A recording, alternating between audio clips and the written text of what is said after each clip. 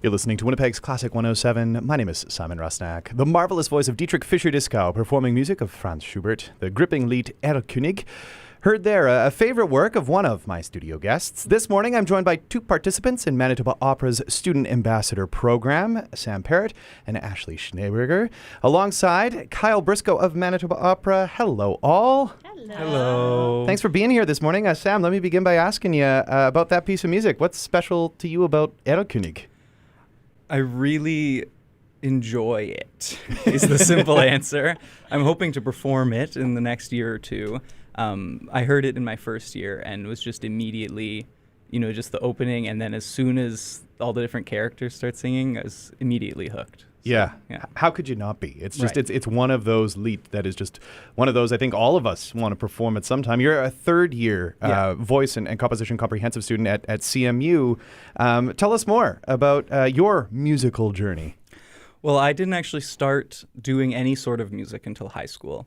And even then, I didn't have a private lesson until I was accepted into CMU. So I started in choirs in high school, singing in the school choirs, divisional choirs, provincial honor choir, just Blue Stem, Prairie Voices high school choir. Just started doing all of it. I started actually as a band kid and then got into choir. Found out that I enjoyed singing more than playing instruments. So just sang in a bunch of choirs for a couple of years and then realized that music was something that I wanted to learn more about and that I realized I didn't know enough about.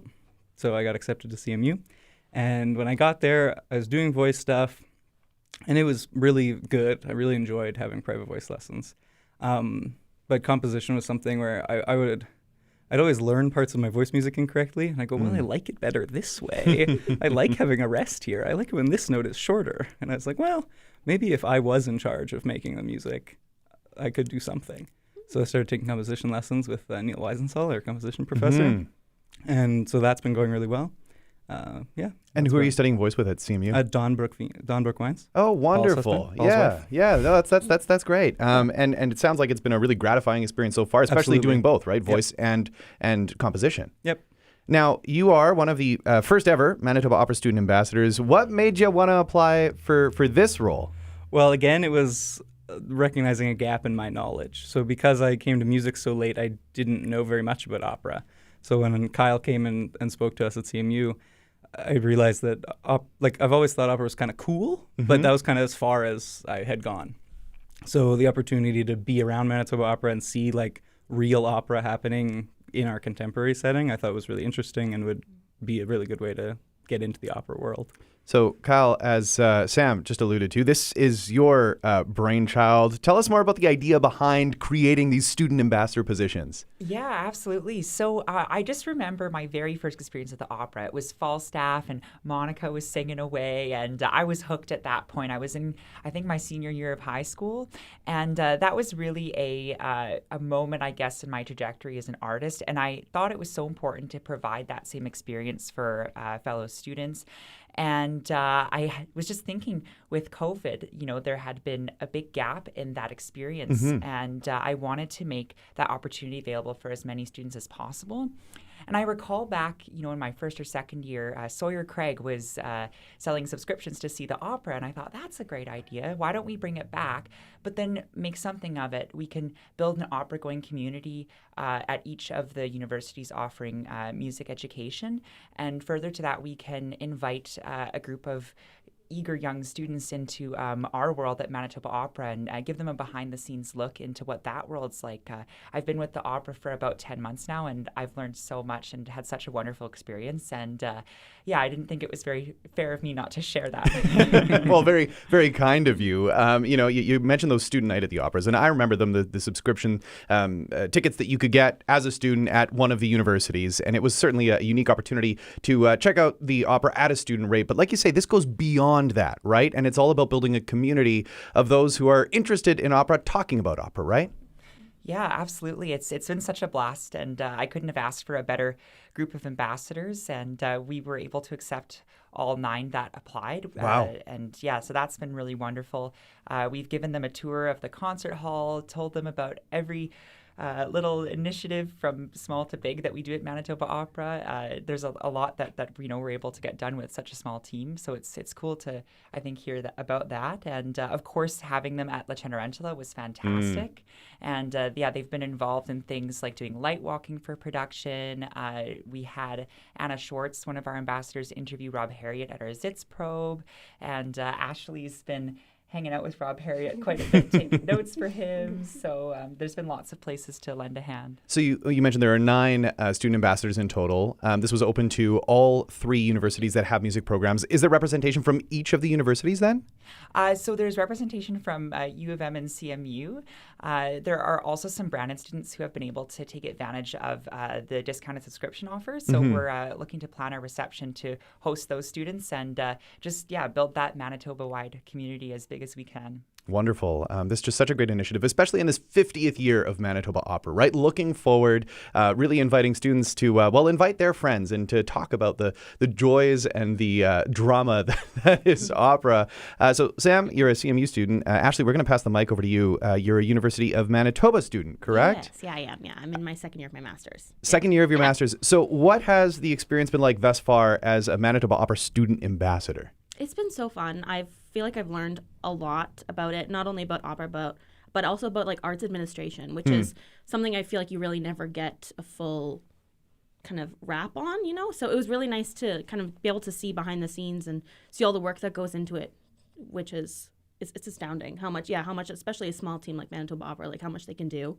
It's incredible. So yeah, it's been a lot of fun so far. Yeah, arts admin, this thing we hear about as those, who are students and involved in the arts, and you sort of wonder, well, what does that entail? And you can see just how much it is. Oh, yeah. The kind of more broad question here, and I know this is a loaded one, but what do you enjoy about opera? Oh gosh, what do I not enjoy about opera? Yeah, a better way to phrase it, I bet.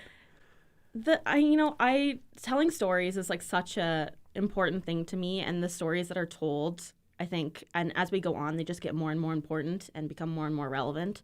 So I think storytelling is like one of my favorite things. Obviously, I love being able to sing like a beautiful piece of music. There's just nothing better than getting up there and like feeling that you're creating something beautiful. Yeah. So, and even being able to watch somebody else create something beautiful is equally as important. So yeah, those are kind of like the main things I love. And I also love a good costume, a good fun costume, like great set, incredible team, There's so many things to love about opera, but I feel like the story is like so important to me. Yeah. You were working very closely, as Kyle was talking about, with Rob Harriet, director of La Cenerentola, which had great costumes. It's got a great story. Incredible. It's got great music. Yeah. I'm curious, is there anyone that you brought along to the opera, sort of gave them this gentle nudge and said, hey, maybe tag along to check out the show as part of your role as a student ambassador? I did to a lot of my friends. Yeah? I forced a lot of my friends to come. I was like...